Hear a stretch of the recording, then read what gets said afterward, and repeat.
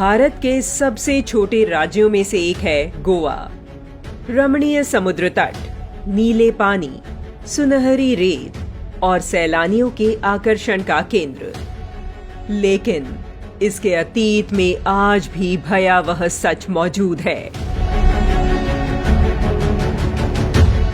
यह हिंदुओं का दुर्भाग्य ही कहा जा सकता है कि इस छोटे से राज्य में आज बचे हुए हिंदुओं को अपनी पहचान ऐसे स्मारकों में तलाशनी पड़ रही है जिन्हें कभी ईसाई मिशनरियों ने उन्हीं के रक्त से सींचा था।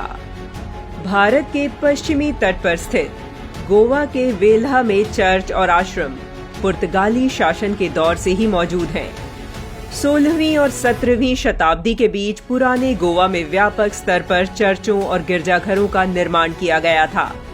दुर्भाग्य से स्वतंत्र भारत में इन कुछ चर्चों और आश्रमों को वर्ष 1986 में विश्व धरोहर स्थल घोषित किया गया।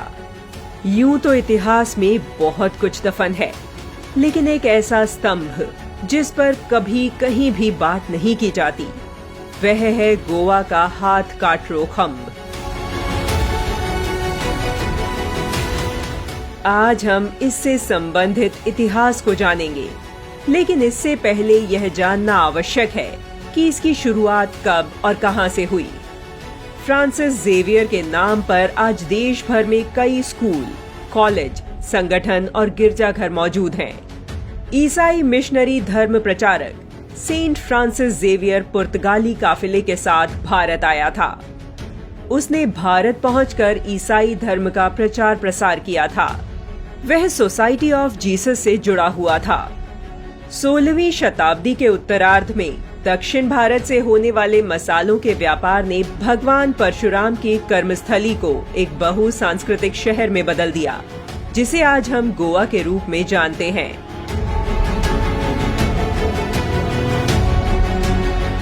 देखते ही देखते पुर्तगालियों ने खुद को यहाँ सत्ता में स्थापित कर लिया। पुर्तगालियों ने सुनिश्चित किया कि वहां के स्थानीय लोग भी अब उनके जैसी ही धार्मिक मान्यताओं का पालन करें। वर्ष 1541 में ईसाई मिशनरियों द्वारा फरमान सुनाए गए कि सभी हिंदू मंदिरों को बंद कर दिया जाए। इसके बाद 1559 तक आते आते तकरीबन 350 से अधिक हिंदू मंदिरों को नष्ट कर दिया गया और मूर्ति पूजा पर प्रतिबंध लगा दिया गया। सेंट जेवियर ने देखा कि हिंदुओं के बालात धर्म परिवर्तन के उसके प्रयास पूरी तरह से कामयाब नहीं हो रहे थे। उसे समय रहते यकीन होता गया कि सनातन धर्म की आस्था अक्षुण्ण है। यदि वह मंदिरों को नष्ट करता है तो लोग घरों में ही मंदिर बना लेते हैं। उसने देखा कि लोगों को धारदार हथियारों से काटने, उनके हाथ और गर्दन रेतने और असीम यातनाएं देने के बाद भी सस्ती शराब और सनातन धर्म में से लोग सनातन धर्म को ही चुनते और मौत को गले लगा लेते। इसके बाद हिंदुओं पर यातनाओं का सबसे बुरा दौर आया।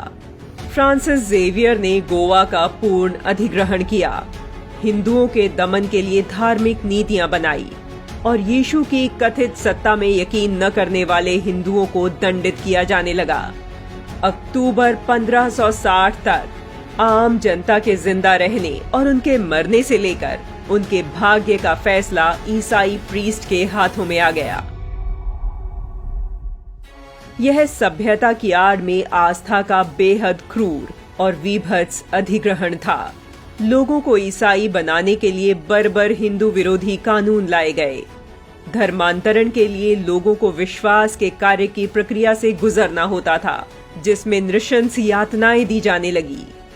ओल्ड गोवा के कई स्मारकों और संरचनाओं के बीच पेलो रिन्हो नोवो नाम का एक काला बेसाल्ट स्तंभ इतिहास के काले अध्यायों का साक्षी है। गोवा के शोक की कहानी कहता यह स्तंभ वर्तमान में राजमार्ग पर एक प्रमुख जंक्शन पर स्थित है। इस खंभ के नामकरण के बारे में कहा जाता है कि इसका हाथ कटारो नाम इसलिए पड़ा क्योंकि संत नाम से जाने जाने वाले फ्रांसिस जेवियर यहाँ लाकर उन हिंदुओं को बांध देता था जो ईसाई बनने से मना कर देते थे। उन्हें तड़पा तड़पा कर उनके हाथ काट दिए जाते थे। यह तब तक किया जाता जब तक वह व्यक्ति या तो ईसाई बन जाता या वह मर जाता। आपको इतिहास में धर्मांतरण की ऐसी दर्दनाक दूसरी घटना का वर्णन कहीं नहीं मिलेगा।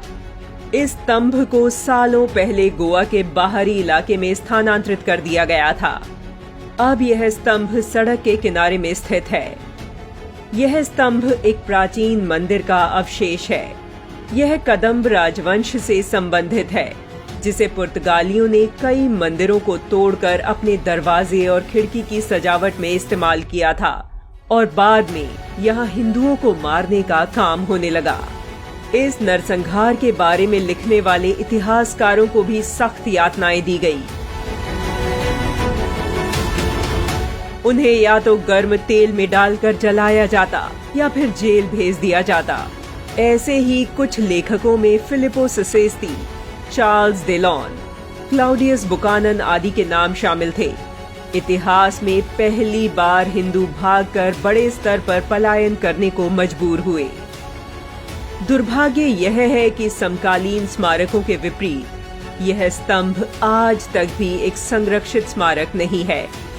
आज हजारों की संख्या में सैलानी गोवा सैर करने जाते हैं। शायद ही कोई जानता हो कि गोवा के सनातन अतीत का साक्षी यह स्तंभ आज भी वहां मौन खड़ा है। इस बार आप गोवा जाएं तो इस स्तंभ के दर्शन कर उन लोगों को श्रद्धांजलि अवश्य दीजिएगा जिन्होंने अपने हाथ कटा लिए लेकिन सनातन धर्म नहीं छोड़ा, धर्म के लिए अपने प्राण न्यौछावर करने से भी नहीं चूके।